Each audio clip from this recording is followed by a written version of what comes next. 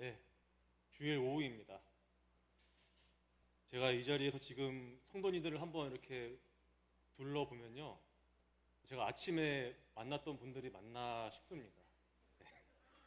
이 얼굴에는 이제 생기가 돌고 또 표정도 밝고 그러셨는데 지금 이렇게 한번 쓱 둘러보니 축구라도 한 게임 뛰고 오신 것처럼 참 피곤해 보이십니다.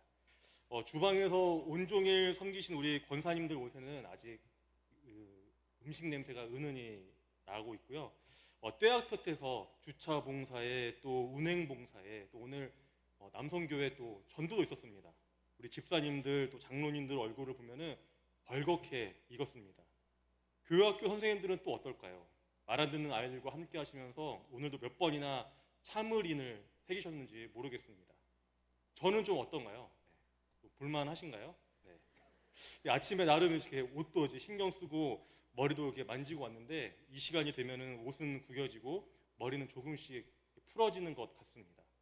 그런데 이렇게 아침부터 이리 뛰고 저리 뛰다가 화장실에서 거울을 보면은 가끔 이런 생각이 들 때가 있습니다. 남들은 주말이라고 다 놀러 가는데 나는 왜 여기에서 내가 먹은 것도 아닌 접시를 이렇게 열심히 설거지를 하고 있나? 건강에도 안 좋은 매연을 내가 왜 이렇게 마시고 있나? 내가 이렇게 주말을 반납하고 내 돈 쓰고 또 시간 쓰면서 고생하는 거 누가 알아주나? 이런 생각들이 가끔 들 때가 있습니다. 네, 가끔이라고 했습니다. 혹시 매주 그런 생각이 드시면 담임 목사님이나 아니면 다른 교역자들을 찾아오시기 바랍니다. 우리가 이런 생각이 드는 이유는요, 우리가 믿음이 없어서가 아닙니다. 우리가 너무 피곤하고 또 지치기 때문입니다.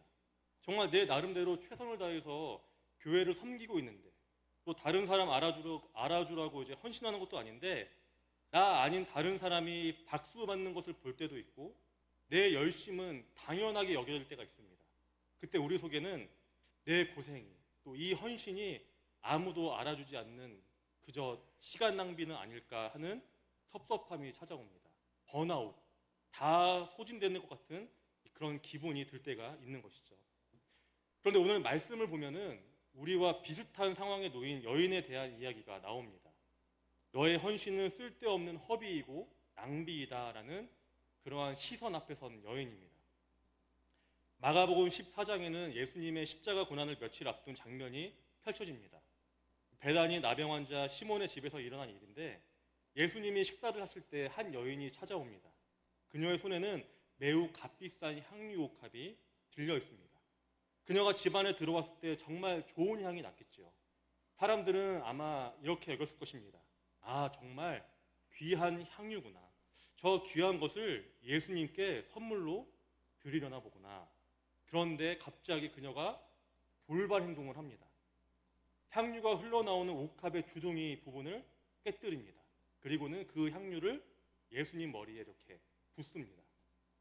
그녀가 들고 온 향유는 오늘 말씀에 이르면 300데나리온 이상이었다라고 합니다.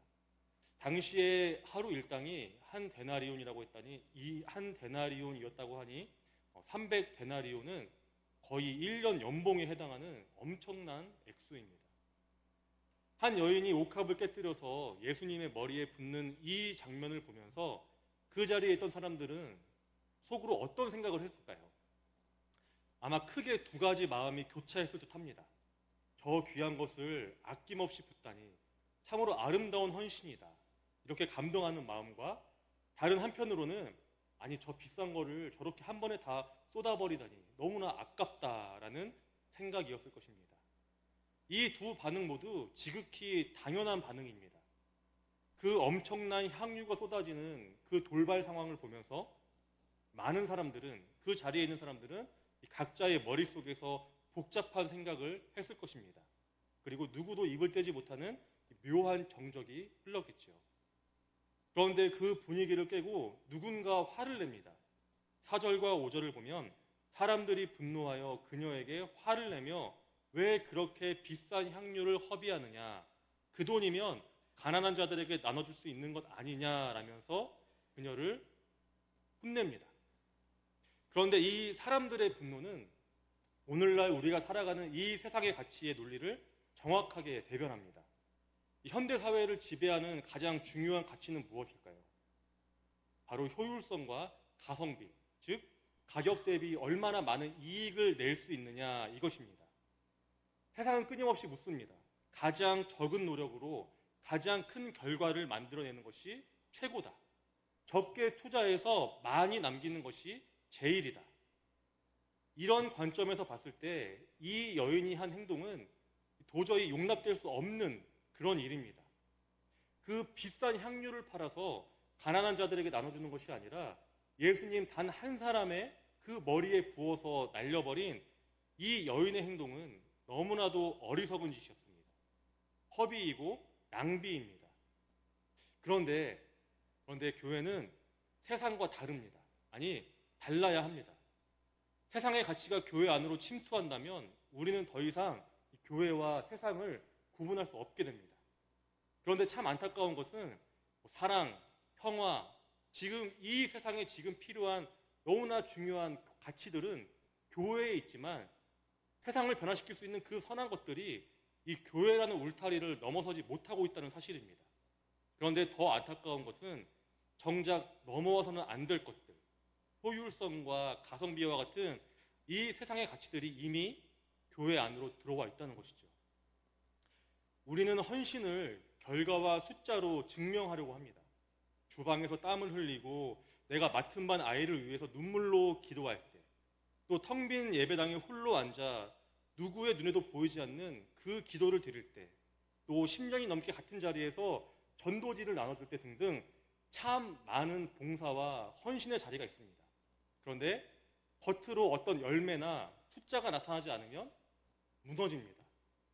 내가 이렇게 고생하는 것이 무슨 소용이 있나? 내 이 헌신이 시간 낭비가 아닐까?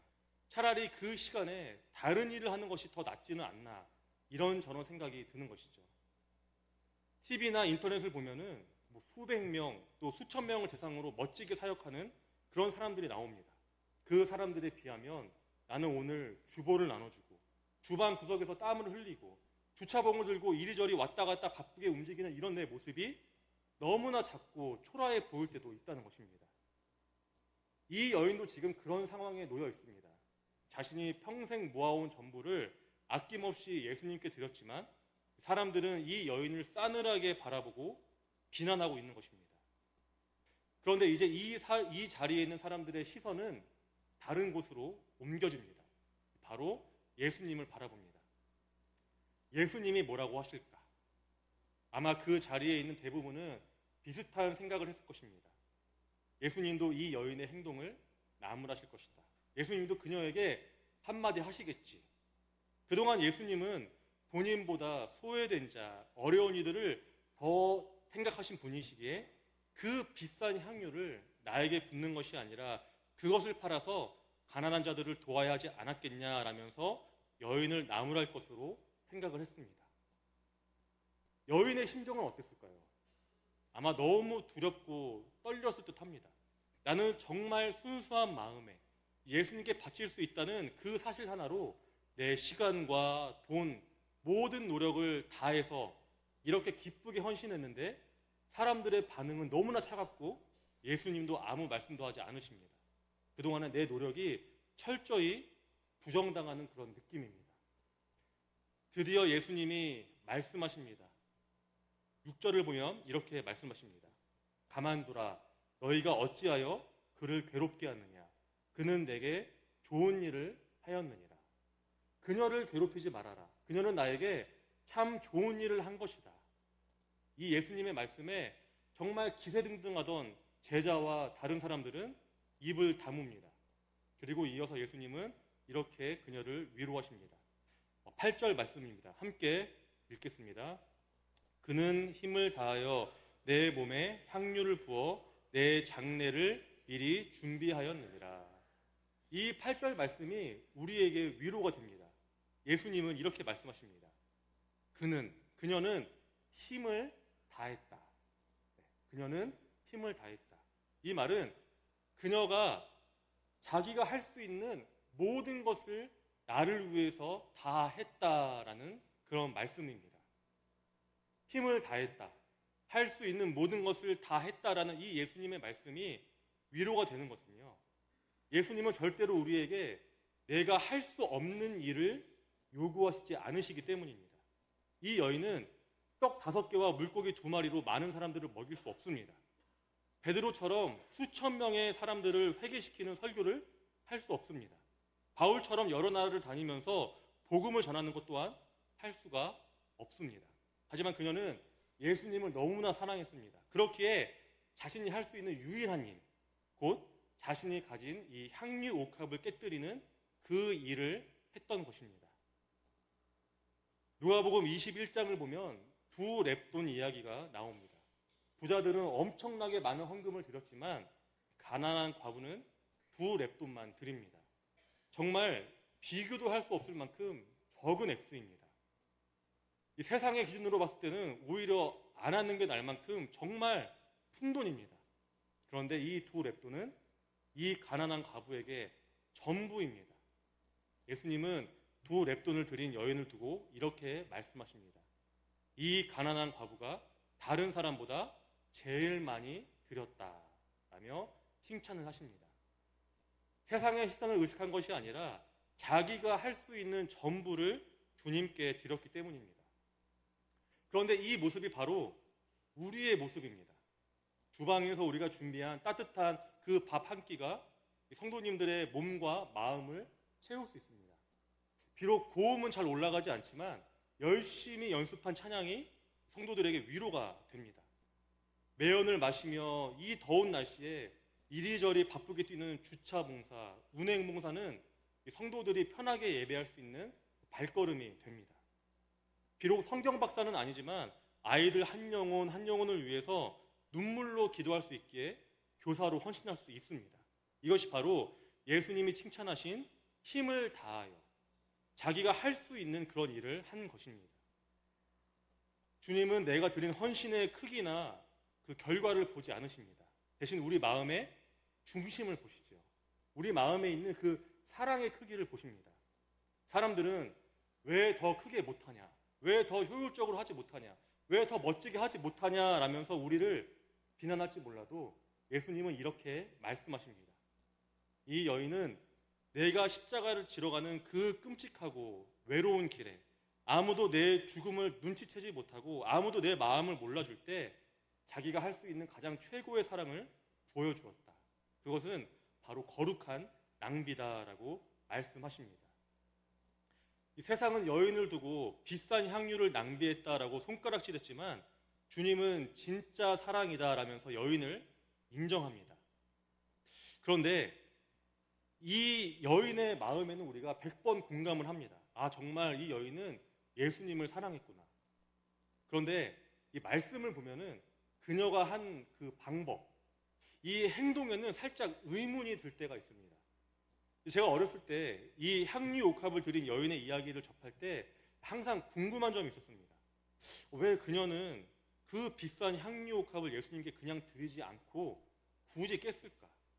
예수님께 드렸으면 예수님이 필요할 때 팔아서 쓰시면 더 좋았을 텐데 왜 아깝게 그 자리에서 깨버렸을까라는 그런 궁금증이었습니다.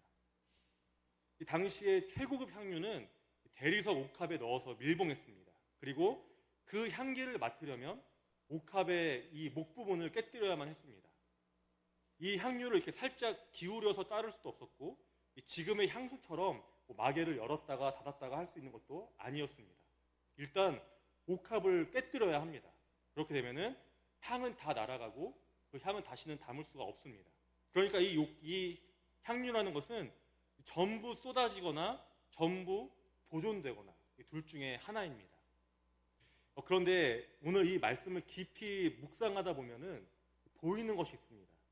바로 진짜 향유는 무엇인가라는 것입니다. 진짜 향유는요, 옥합에 담긴 향유가 아니라 그 여인 자체였습니다. 즉, 이 여인이 살아있는 향유라는 것이죠. 예수님을 향한 사랑은 이미 여인 안에 가득 차 있었습니다. 그녀는 오늘 그 옥합을 깨뜨리는 이 행동을 통해서 이 자신 안에 있는 진짜 향유를 온 세상에 흘려보낸 것입니다. 우리도 마찬가지입니다.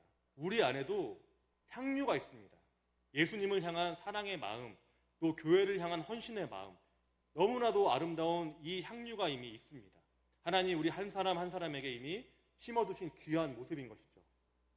그런데 문제는 뭘까요? 문제는 우리 안에 이 향유가 없어서 사랑하지 못하는 것이 아니라, 헌신하지 못하는 것이 아니라, 우리 안에 있는 그 향유를, 옥합을 깨뜨리지 못하기 때문에 그 사랑을 흘러보내지 못한다는 것입니다. 향유는 옥합 안에서 안전합니다. 상하지도 않고요. 또 깨지지 않으니까 손해볼 일도 없습니다. 그런데 그렇게 돼서는 결코 향유는 향기를 낼 수 없습니다. 옥합이 깨지지 않으면 내 안에 있는 향유는 절대로 향을 낼 수가 없습니다. 그렇다면 오늘 나 자신에게 물어야 합니다. 내가 깨뜨려야 할 나의 옥합은 무엇인가? 누군가에게는 자존심일 수도 있습니다. 시간이나 재정적으로 손해보고 싶지 않은 안정감일 수도 있고요. 피로 회복을 위한 잠일 수도 있습니다. 다른 사람의 시선을 의식하는 것 또한 옥합이 될 수도 있습니다. 우리 모두에게 예수님을 향한 사랑이라는 그 향유가 있듯이 마찬가지로 우리 모두에게 그 향기를 가두는 옥합이 있다는 것입니다. 그 옥합이 무엇이든 우리가 그것을 깨뜨릴 때에 우리 안에 갇혀있던 이 사랑은 향기가 되어서 우리 교회에 그리고 온 세상에 퍼질 수 있게 되는 것입니다.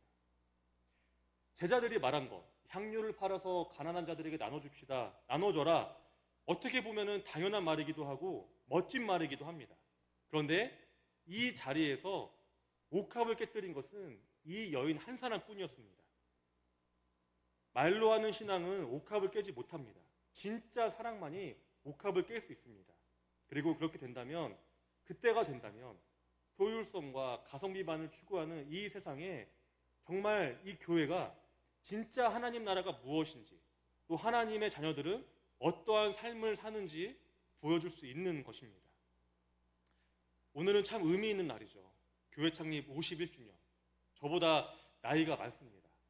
51년이라는 이 반세기가 넘는 그 세월 동안 이 교회를 있게 한 향기는 무엇이었을까요? 크고 화려한 건물이었을까요? 아니면 많은 재정이었을까요? 우리 교회를 거쳐간 많은 교역자 덕분이었을까요? 물론 모든 시간과 노력, 헌신들이 우리 교회를 이뤘습니다. 그런데 가장 진한 향기는 다름 아닌 이 자리에 계신 묵묵히 예배 자리를 지키신 성도님들에게 흘러나온 것임을 확신합니다. 한 주간 정말 힘들고 또 지치는 일이 많아서 주일 아침에 눈을 뜨면 정말 더는 못하겠다 싶다가도 그래도 내가 우리 교회 주방은 내가 지켜야지. 내가 아니면 주차 봉사 누가 하겠어. 우리 주일학교 아이들 내가 한 번이라도 안아줘야지. 그런 마음으로 지금까지 견뎌오셨습니다. 아무도 알아주지 않는 그 자리에서 내가 할 수 있는 일을 해내신 그 깨진 옥합들이 하나 둘 모여서 오늘 이렇게 51년의 증산제일교회를 이룬 것입니다. 솔직히 말씀드리면 사실 저도 잘 모릅니다. 왜냐하면 이제 기껏해야 2년 정도밖에 되지 않았기 때문에 우리 성도님들 한 분 한 분의 깊은 헌신과 그 수고와 눈물을 솔직히 저는 잘 모릅니다. 그런데 분명한 것은 주님은 절대 잊지 않으신다는 것입니다. 9절 말씀에서 예수님은 이렇게 말씀하십니다. 함께 읽겠습니다.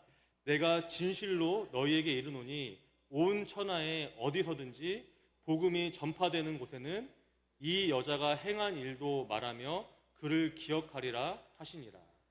아무도 없는 텅 빈 예배당에서 기도하며 흘렸던 그 눈물들, 또 봉사하며 흘렸던 그 땀들, 모든 것을 제쳐놓고 교회를 위해서 보냈던 그 시간들을 주님은 기억하신다라고 말씀하시는 것이죠. 그렇다면 이제 우리에게 남은 것은 무엇일까요? 우리가 더 열심히 충성하고 더 헌신해야 할까요? 물론 중요합니다. 그런데 하나만 품었으면 좋겠습니다. 과연 내가 이번 한 주 동안 내가 깨뜨려야 할 옥합은 무엇인가? 내가 예수님의 향기를 전하기 위해서 내가 꼭 해야 하는 것, 해내야만 하는 것은 무엇인가? 이 마음을 품고 나아간다면 주님은 그 마음과 또 우리의 노력을 기억하실 것입니다. 그동안 우리 성도님들의 수고와 헌신은 결코 낭비가 아니었습니다. 하나님 나라를 위한 거룩한 낭비이자 주님과 교회를 위한 사랑이었습니다. 그리고 그 거룩한 낭비가 오늘 우리 교회를 또 우리를 있게 했습니다. 이번 한 주도 삶의 자리에서 기꺼이 옥합을 깨뜨리며 살아가시는 우리 성도님들에게 또 우리 모두에게 주님의 위로와 평안이 가득하기를 진심으로 소망합니다.